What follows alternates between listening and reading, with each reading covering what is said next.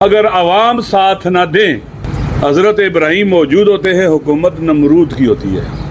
عوام ساتھ نہ دیں، حضرت موسیٰ موجود ہوتے ہیں، حکومت فرعون کی ہوتی ہے۔ عوام ساتھ نہ دیں، امام حسین کا گلا کاٹ کے نیزے پہ بلند ہوتا ہے، ان کی رسول پاک کی بیٹیاں نواسیاں قیدی ہوتی ہیں، اور حکومت کس کی ہوتی ہے؟ یزید کی، ظالم کی۔ اب عوام خود سوچ لیں، ہم سب خود سوچ لیں، ہم سارے، کیا ہم نے اس فرعونی نمرودی اور یزیدی نظام کے سائے تلے زندگی گزارنی ہے؟ یعنی اس کا تخت اچھالنا ہے؟ یہ عوام کر سکتے ہیں، ہم سارے مل کر۔ ہم عوام سے عہد کرتے ہیں، ہم عوام کو کبھی بھی شرمندہ نہیں ہونے دیں گے۔ اگر قربانی دینی ہے تو پہلے ہم خود دیں۔ جو ہم پر مسلط ہے، انسانیت نام کی چیز ان میں کوئی نہیں ہے۔ انہوں نے پاکستان کو فتح کیا ہوا ہے۔ پاکستان اس وقت مقبوضہ پاکستان ہے، آزاد پاکستان نہیں ہے۔ اس کا آئین کہاں گیا؟ وہ متفقہ متنازع عدلیہ کہاں ہے جہاں سے امید اور توقع ہو کہ یہاں سے انصاف ملے گا؟ وہ الیکشن کمیشن کہاں ہے جہاں سے امید ہو کہ یہاں سے فری فیئر الیکشن کرائے جائیں گے؟ وہ پارلیمنٹ کہاں ہے جہاں سے امید ہے کہ پاکستان کے عوام کی آواز بنے گی، سٹینڈ لے گی، اس میں جان ہوگی، طاقت ہوگی، کھڑی ہو سکے گی؟ آج تو صورتحال یہ ہے کہ ہماری پارلیمنٹ پہلی کلاس کے بچوں کی طرح ہے، یا نئے ریکروٹوں کی طرح ہے۔ اس نے صرف یس کہنا ہے، یس۔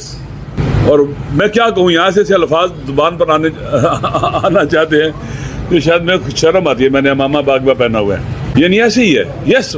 یہ پارلیمنٹ، یہ سینٹ۔ آج وہاں خبریں آ رہی تھی کہ آج پھر کوئی میڈل مل رہے ہیں پریزیڈنٹ ہاؤس کے اندر، تو یہ 26ویں آئینی ترمیم والوں کو بھی میڈل دیں۔ انہوں نے بہت بڑی پاکستان کے اوپر جو ڈاکہ ڈالا اور حملہ کیا، اس میں اس کو انعام دیں۔ 27ویں آئینی ترمیم والوں کو بھی انعام دیں، ان کو میڈل دیں۔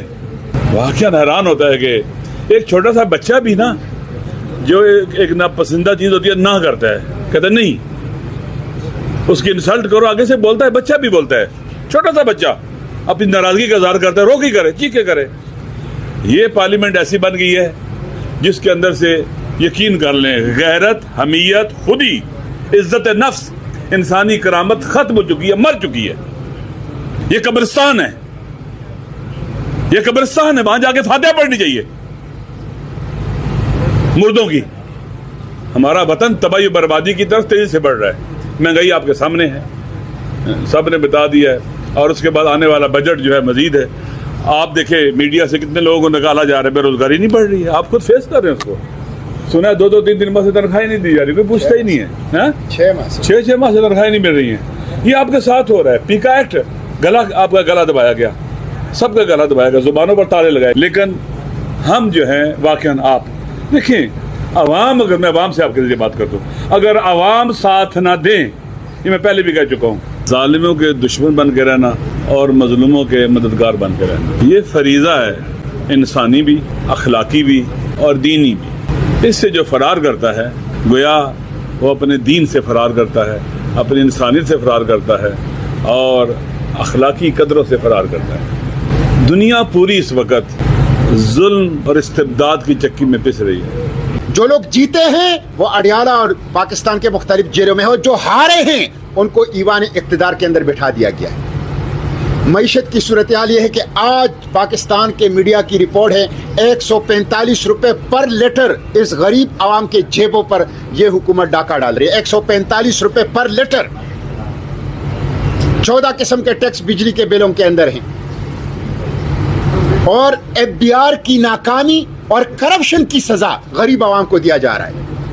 پیٹرول، ڈیزل، بجلی، گیس، ادویات اور کچن آئٹمز، ان کی قیمتیں بڑھاتے ہیں اور کچھ نہیں کر رہے۔ ایک عذاب ہے یہ حکومت جو عوام کے اوپر مسلط ہے۔ اسی طرح امن و امان کی صورتحال ہے۔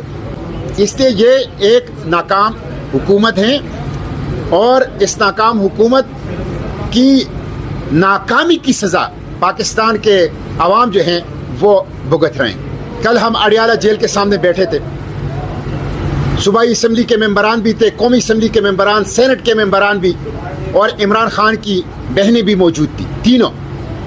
وہ صرف یہ چاہتے ہیں کہ اپنی بھائی سے ملاقات کر لیں۔ 6 ماہ سے کوئی ملاقات نہیں ہو رہی۔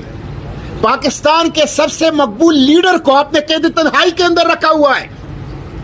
ان کو سزا کس بات کی دی جا رہی ہے کہ پاکستان کے عوام نے ان کو 2/3 میجورٹی دی ہے؟